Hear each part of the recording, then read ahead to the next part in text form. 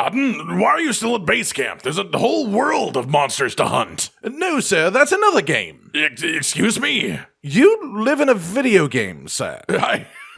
Someone's been sniffing one too many congalala farts. There's no such thing as too many. Ladies, gentlemen, and monsters of all ages, When it comes to Monster Hunter as a franchise, there's one thing that you have to admit, no matter who you are, which is that the player base is extremely passionate. Obviously, I'm saying this as someone who is heavily involved in the community on a regular basis, but also as someone who plays lots of different video games and has for years and years and years and years. This is probably the most passionate video game community that I've come across, at least in terms of the depth of love and knowledge. The lengths that people will go to for even one more drop of Monster Hunter goodness, and part of what makes that so cool to me is how many different varied versions of the Monster Hunter experience there are. The first couple of generations of main series games are unbelievably different from modern Monster Hunter, and even in recent times, Monster Hunter World was super different from Monster Hunter Rise, and both of these are just incredibly different from Monster Hunter Wilds. Not to mention the spin-offs, things like Monster Hunter Stories, Monster Hunter Outlanders coming up. The developers of this series refuse to get complacent. They refuse to do just enough, and they refuse to just put out more of the same. I'm looking at you, Pokemon.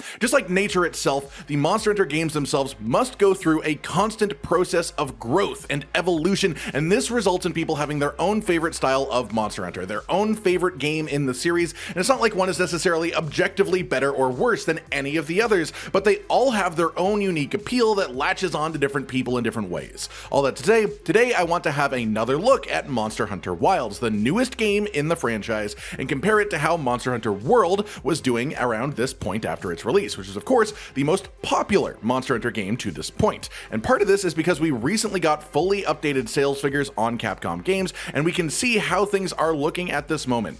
Right now then, we are 3 title updates into Wilds, and according to sales figures from the end of September for all Capcom game titles, Monster Hunter Wilds was sitting at 10.7 million units sold, which, before we get into comparisons here, 10.7 million is sort of like a crazy amount of people. Try to just take a moment here, close your eyes, and imagine 10 million people. You can't. You just can't. It's just something the human brain is not capable of doing. It is incomprehensible. That's like 1/4 of the entire population of Canada, the country that I'm from. So yeah, Wilds is doing pretty good in a vacuum. That said, I do sort of wish we had a country where 1/4 of the inhabitants were Monster Hunter players. Like, imagine just being able to walk into the street and just find someone to hunt with by just like putting your hand in the air and be like, hunters? Okay, getting a little bit off topic here. Back on it, 10.7 million units sold by the end of September makes it essentially 7 months after release. In this time, we had 3 title updates as well as a bunch of other changes in between these major releases that have done a lot to change this game for the better, either with balance changes and full-on weapon overhauls in the case of something like Hammer, straight up gaining a new attack and new offset options, or things like adding in 9-star monster quests and a new RNG Forever farm with the charms, just to give players more things to do. Now let's compare that to Monster Hunter World 7 months after its release. The game first released in the back half of January 2018. Yes, that makes me feel old too. Let's stop thinking about that too hard and move on.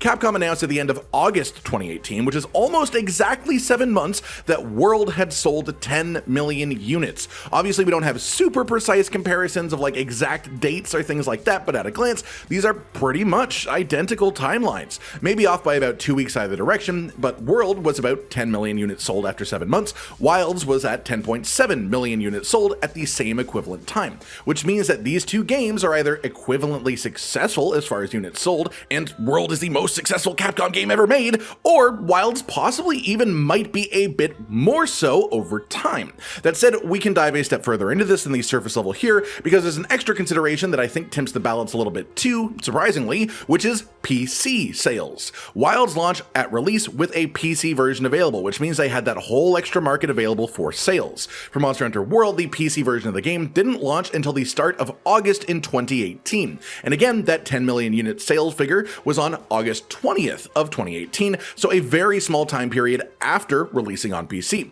It's hard to pinpoint this in one exact way, but there are 2 potential things worth mentioning here. You could argue that Wilds being on PC for its entire life cycle has meant that it had more time to attract players that exclusively play on the platform, and thus has a larger proportion of its player base from PC, then World could possibly have had that quickly. So as a result, it's possible the long-term growth of Wilds moving forward won't quite reach that of World with that in consideration. But you could also make that argument precisely in reverse, because Josh and I, among other people that we know and plenty of other people in the community at large, bought Monster Hunter World for console at release, then also bought a second copy of it on PC when it released for that platform, because there are people who just fully prefer playing games on PC, but are willing to play them on console if it's the only actual option. And so Monster Hunter World releasing on consoles first, then PC afterwards, ended up getting a lot of what are essentially double sales. One unit sold for console, one unit sold for PC, both to the same person, in a way that wouldn't really happen as much for Wilds.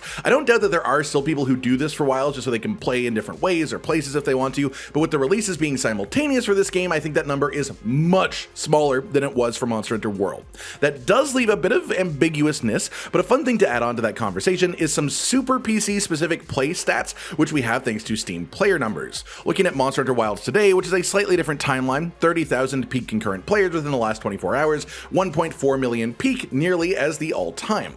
At the end of September, which is the 7-month marker, it was at 128,000 concurrent players, but that was partly due to the end of September lining up perfectly with a title update as well.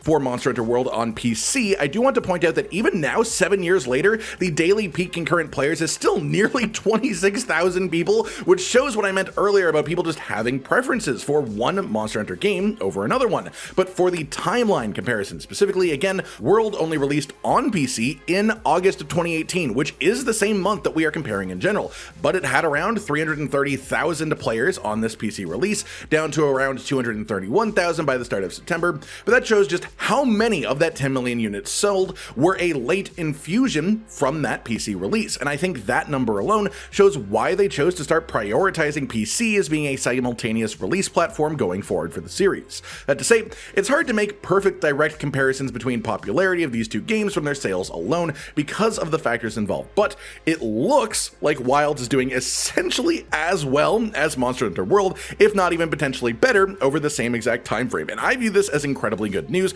especially because, as again, Monster Hunter World was the most successful game Capcom ever made. Whether you like the specific Monster Hunter formula that is used in Wilds itself, we all love Monster Hunter as a franchise, and Monster Hunter succeeding means that Monster Hunter will get bigger. We will get bigger and grander Monster Hunter titles in the future as a result of this, more resources poured into it. Wilds is only able to be as ambitious as it is because of the success of Monster Hunter World. And whether you like what they did or not, they clearly tried a whole load of new fun things in Wilds, and with Wilds also doing extremely well, equivalently well to World, it means great things for the expansion of this game, and it means even greater things for the potential future of Monster Hunter as a whole if every game going forward is going to get the space to be as ambitious as this one. And I think they will, because Monster Hunter Worlds being as successful as it was could have just been a fluke. It could have been a singular out of nowhere success, but Wilds matching that shows that it just is Monster Hunter. It's what Monster Hunter is. It's what Monster Hunter is capable of if you really put the time and effort and if you give the resources to the developers to make it as big as it is. So this game's success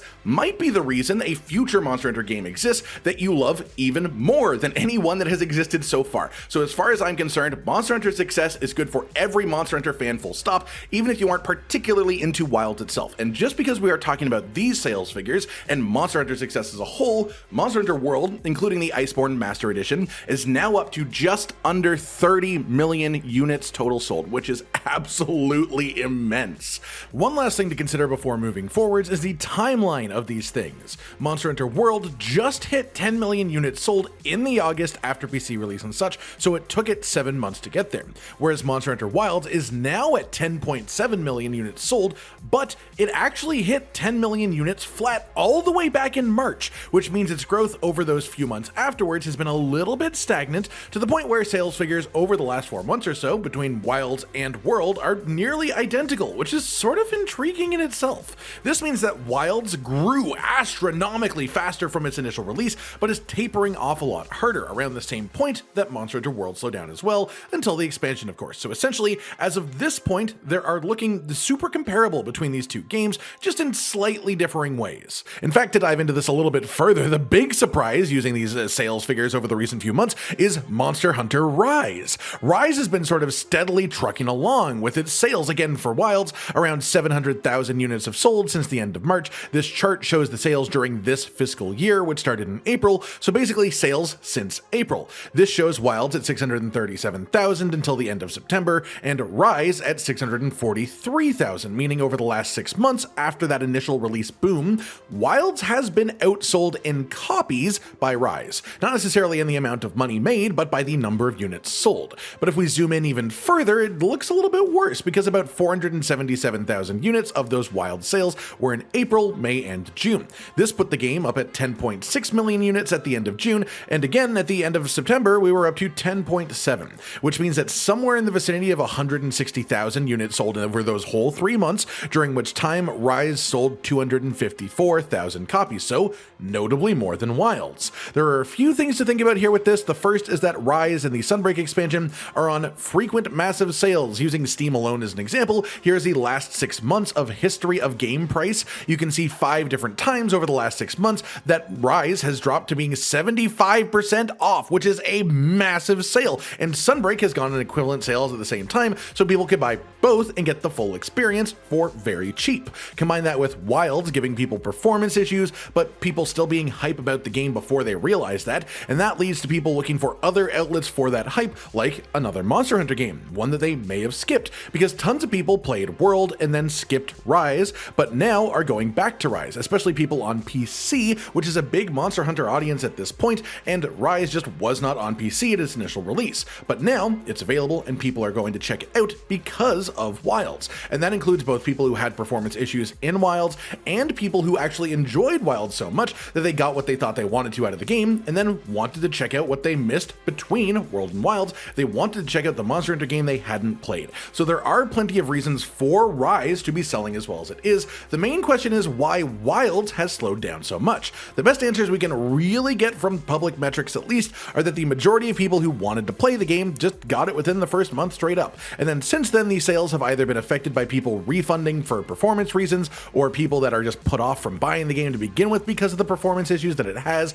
or just people looking at the reviews, because the review scores for this game have been very, very negative over the last few months. And this is just leading to people not wanting to commit to buying Monster Hunter Wilds until they know for a fact that everything runs smoothly and it will work for them. So this could shift again in the future. Wild could pick up more steam after these things are corrected eventually, but right now it looks like Wild sales have just slowed down quite a lot, even in comparison to older Capcom titles, and specifically in comparison to Monster Hunter Rise. That said, let's get back to comparing Wilds to World specifically, and the other side of this conversation is what the games have actually received since their initial launch. Just because I like doing this comparison too.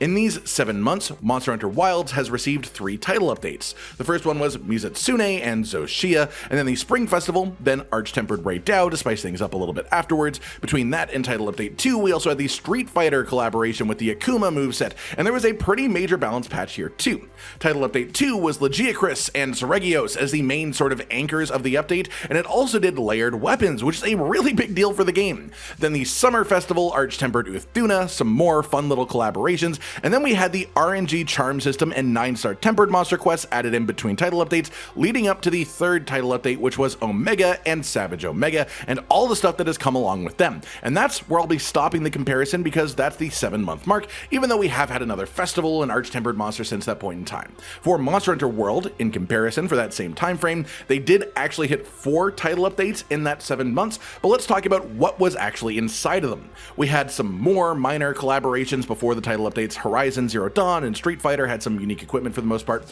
Then title update 1 was Devil Joe and the Dragon-Proof Mantle. We had the Spring Festival between that and title update 2, but the festivals were much smaller scale than they are in Wilds. There was much less added to them, there was much less customization with them. The hub, while being differently aesthetically, didn't have things like the special barrel bombs that we have in Wilds and the barrel bowling. We had Kulftaroth then arrive in title update 2 though. We had a whole appraisal weapon system tied to her, which is a pretty big system addition to the game. Then we had title update 3, which had Lunastra as well as the Temporal Mantle, which was a ridiculous piece of equipment for the rest of World's life cycle until it was then nerfed before Iceborne, and even then it was still pretty solid for the duration of Iceborne. Then we had Arch-Tempered Kirin as the first Arch-Tempered monster the series has ever seen, followed by Arch-Tempered Valhazak. But neither of these had new moves or new mechanics like Monster Hunter Wild's Arch-Tempered monsters do. They were just basically beefed up in their numbers to make them feel stronger, to make them harder to fight. We had the Summer Festival, and then Title Update 4 for that game was the equivalent of Title Update 3 for Wilds, as it was the Final Fantasy XIV collaboration with Behemoth in it right at the start of August in 2018. About a week later, there was Arch-Tempered Teostra for another numbers-boosted Arch-Tempered fight, and then it's worth mentioning Extreme Behemoth was actually just a little bit after our cutoff period. Here it was right at the end of August, but it still does sort of count. It's worth being aware of. That to say, the major features added post-release in a 7-month period for both games are, for Wilds, 4 new monsters, if we don't count Zoshia as being just a high-rank version, but personally I think he does count, as it is so much different than the low-rank monsters and such a cool fight, but let's call it like 4.5 monsters, just to make people happy. We then had 2 Arch-Tempered monsters, but with enough differences they could arguably be called subspecies or variants in another game, and some high-quality collaborations and patches to tide us over too. For Monster Hunter World, in the same time frame, 4 monsters total. There were 3 Arch-Tempered monsters, but much less interesting, much less effort put into them, and there were some collaborations as well, but they were mostly limited to just being like a layered set and unique music played during the quest, compared to some of our collaborations in Wilds and how wild they've been. All that to say, Monster Hunter World was an entire title update ahead at the equivalent point in time that we're at right now, but it had less content added from those title updates than the 3 title updates we've had so far for Wilds. This isn't to say that I view Wilds as being superior to World or anything like that. I want to be clear about that, more so that I am just admiring the difference in effort planning and resources being allowed to be put into Wilds in its post-release schedule.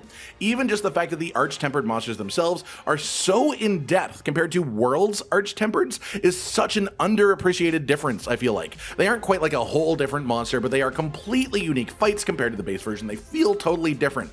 Monster Hunter as a series is getting so much attention, so much deserved love from the players, and it's resulting in more gains for Capcom from Monster Hunter specifically, and they seemingly are very happy to reinvest a good portion of those gains right back into more Monster Hunter, and I am just so happy to see that. I will continue to check in on this and compare these things over time, because I think it's just fun to look at this. It gives a little insight into the sort of timeline and plans for the games in the series, which I think is fun to know. And we still have at least 1, probably 2 title updates left for Wilds before we enter the inevitable long winter until expansion release, and as someone who stays totally spoiler-free on the title updates, I'm pretty pumped to find out what we've got coming in the near future, and honestly pretty equally excited for the future of Monster Hunter as a franchise as a whole, because it's looking bright as hell. It makes my eyes hurt, but like in a positive way. That does it for today then, everyone. A bit of a comparison between Monster Hunter Wilds and Monster Hunter World from the statistics around 7 months after their initial release, because we just got those numbers for Wilds just a few days ago. All of this is done in good fun. I'm not trying to like spark a debate between which game is better, so much as just like chronicling the interesting differences or similarities between this game and the most popular Monster Hunter game of all time. I hope you've all enjoyed this, and leave your own thoughts about any of it down in the comments below. Like if you liked the video, subscribe with the notification bell for more, and most importantly, ladies and gentlemen, until next time, stay sweet. Josh, Cotton, and Hollow with the videos, dropping the humor like a hammer on your tippy toes, bringing entertainment on a daily arrangement to take our insanity and turn it into entertainment. Yes, I said entertainment twice, to reiterate that it is nice to look into your faces on a mostly daily basis when you let us in your homes to make the whole world a stage. Goodbye.